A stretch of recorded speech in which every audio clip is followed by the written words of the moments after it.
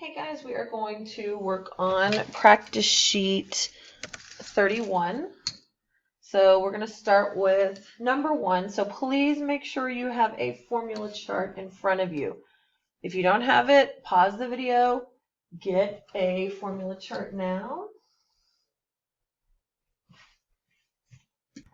So number 1 says find the area of the composite shapes. So we've talked about composite shapes before. Remember, it's simpler shapes that make up a more complex shape. So remember, we always draw out our shapes. So I see a triangle and I see a semicircle or a semicircle, however you want to say it. It's kind of a pitiful excuse, but that's okay. So my triangle, I see 4 and I see 6. For my semicircle, I see 6. Okay, so we're going to start with area of a triangle right there. A equals half BH.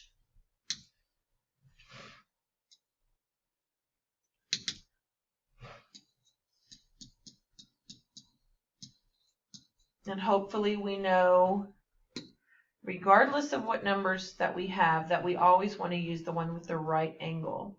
So these two, half 6 times 4. So that's what y'all are going to do. Y'all solve that part. When you get it, you're going to put it right there. Okay. Then we go to the semicircle, and don't use this one, that's circumference. So come down here, I see circle, area, circle, A equals pi r squared.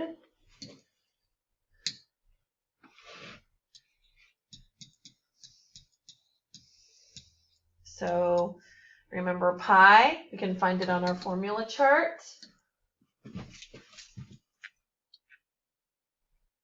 Right there. Always for circles.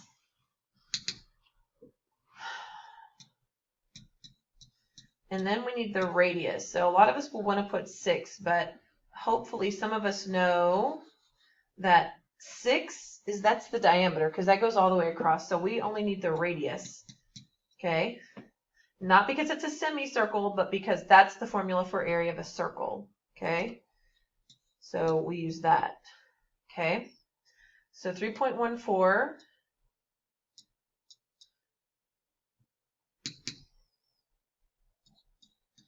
times 3 squared. Remember, 3 squared means 3 times 3, which is 9.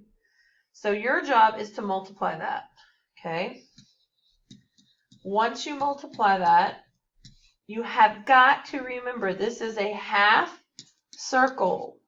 So whatever you get, you need to divide that by 2, then add and put your final answer over here. Okay?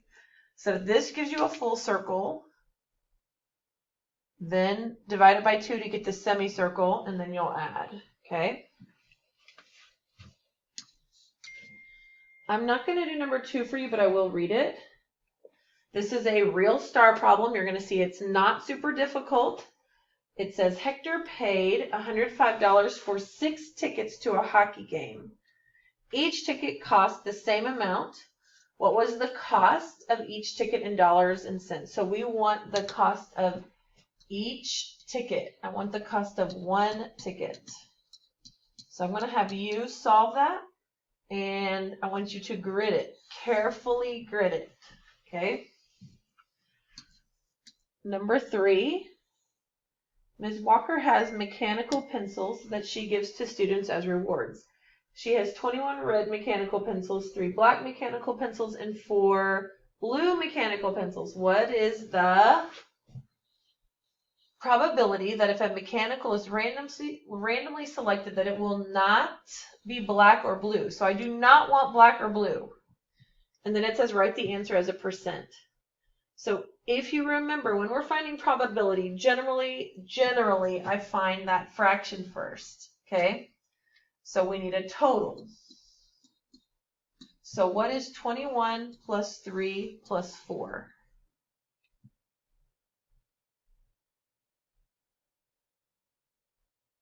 And hopefully you know that is 28. That's the total of all of them. Now I want the ones that are not black and not blue, which means I'm left with red. So you can subtract 4 and 3 from 28. You can do 28 minus 4 minus 3, and you get 21, or you can just see which ones that you have left, which is 21, okay? Now, your job is to change this to a percent. Now, my suggestion would be to simplify this first, because this, if you simplify this, you're going to see it's going to be a very easy answer. It's not going to repeat. So I would simplify this before I cross multiply, okay? Okay, number 4, find the circumference of a circle that has a radius of 4.3. Guys, I'm seeing so many people do area. This specifically says circumference. This is why you circle it. Not only do you circle it, you go to your formula chart, touch the word circumference. Circumference. Okay, and it gave us the radius. I'm going to use C equals 2 pi r.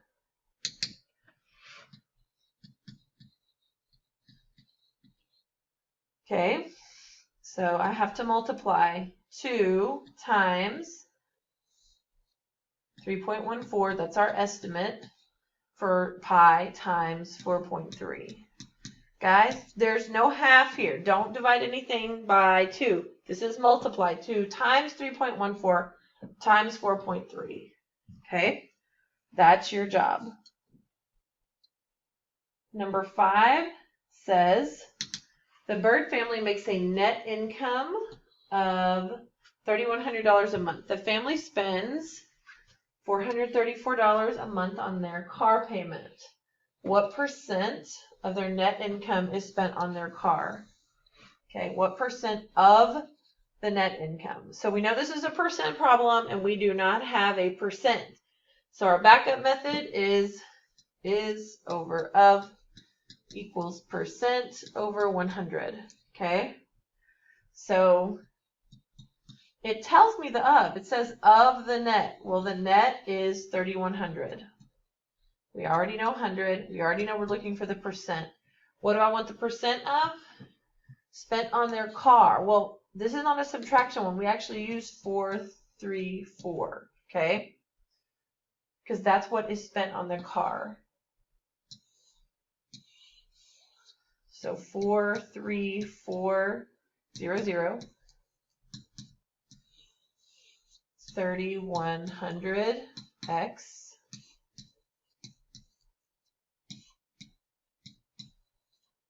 and then you cross and you cross. So your job is to divide that. Okay, that's your job. Okay, 2 more. Number 6, a building has a height of 125 meters and a length of 80 meters. Height, length. On a scale drawing of the building, the height is 25 centimeters. What is the length on the scale drawing? So, guys, we see that word scale. It's not just scale, it's scale drawing. So we're going to put line equals line equals line, okay?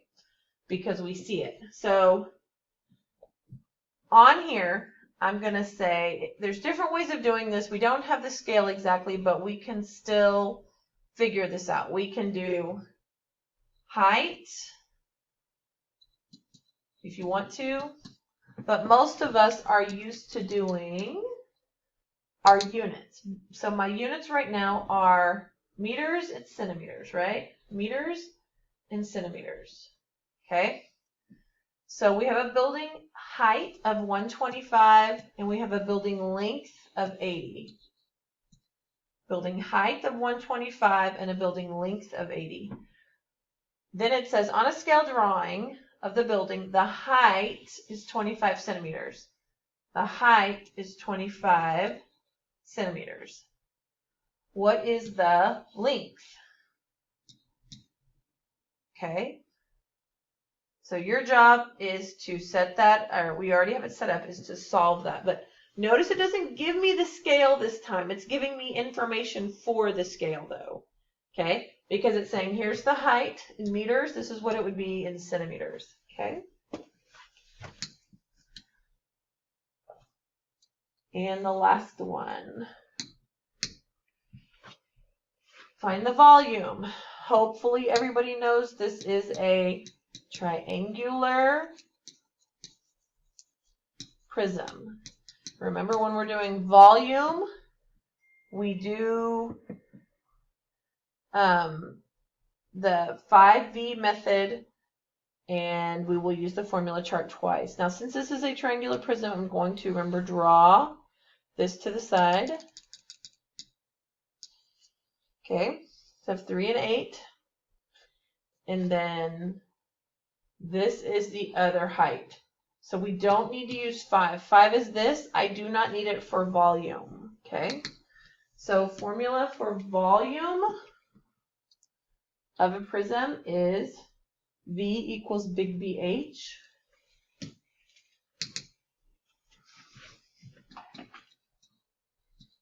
And remember, big B means area of the base. The base, which is a what? Triangle. Triangle H. So then remember, we look and we find the area of a triangle, that shape. We can't see it very well. Half BH.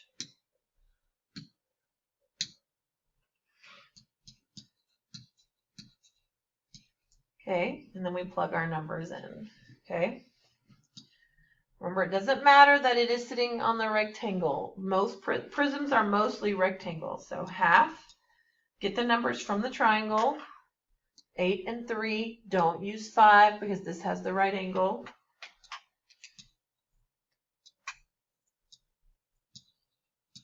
And then the other H is 10, okay?